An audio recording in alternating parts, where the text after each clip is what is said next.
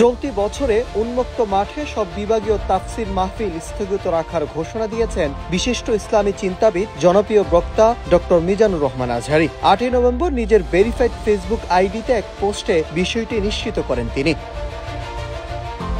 পোস্টে মিজানুর রহমান আজহারী লিখেন, গত বছর দেশব্যাপী 8টি বিভাগে তাফসিরুল কোরআন মাহফিলে অংশগ্রহণ করেছিলাম। আলহামদুলিল্লাহ, প্রতিটি প্রোগ্রাম বেশ শান্তিপূর্ণ ও উৎসবমুখর পরিবেশে সম্পন্ন হয়েছে। পবিত্র কোরআনের দুর্বার আকর্ষণে দূর দূরান্ত থেকে আসা জনতা উপচে পড়া ভিড় ছিল চোখে পড়ার মতো।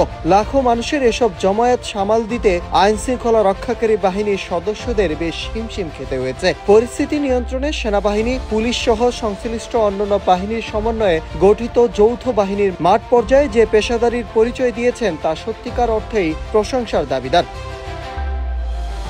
তিনি বলেন, বর্তমানে সারা দেশে নির্বাচন কেন্দ্রিক একটি আমেজ তৈরি হয়েছে। অন্তর্বর্তীকালীন সরকারের ভাষ্যমতে আগামী ফেব্রুয়ারিতে নির্বাচন অনুষ্ঠিত হওয়ার কথা। নানা কারণে আসন্ন নির্বাচন আমাদের জাতীয় জীবনে অত্যন্ত গুরুত্বপূর্ণ একটি বিষয়। ইতিমধ্যে প্রায় সব রাজনৈতিক দল খুব জোরসোরে তাদের সভা সমাবেশ ও প্রচারণা কর্মসূচি শুরু করে দিয়েছে। ডিসেম্বর ও জানুয়ারিতে তাদের মহাসমাবেশগুলো অনুষ্ঠিত হবে। জননিরাপত্তা নিশ্চিত করার স্বার্থে এসব মহাসমাবেশগুলোতে আইন শৃঙ্খলা রক্ষা বাহিনীর সদস্যদের মোতায়েন করতে হবে।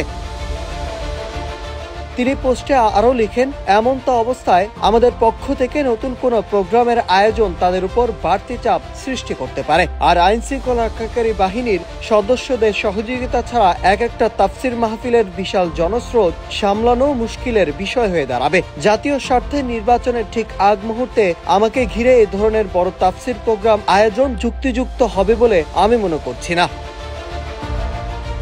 মিজানুর রহমান আরো বলেন, তাই সার্বিক পরিস্থিতি বিবেচনায় উন্মুক্ত মাঠে আমার এ বছরে বিভাগীয় সব তাফসির মাহফিল স্থগিত রাখার সিদ্ধান্ত নিয়েছি। নির্বাচন পরবর্তী স্থিতিশীল পরিবেশে তাফসিরুল কোরআনের ঐতিহাসিক প্রোগ্রামগুলোতে আমরা আবারও মিলিত হব ইনশাআল্লাহ।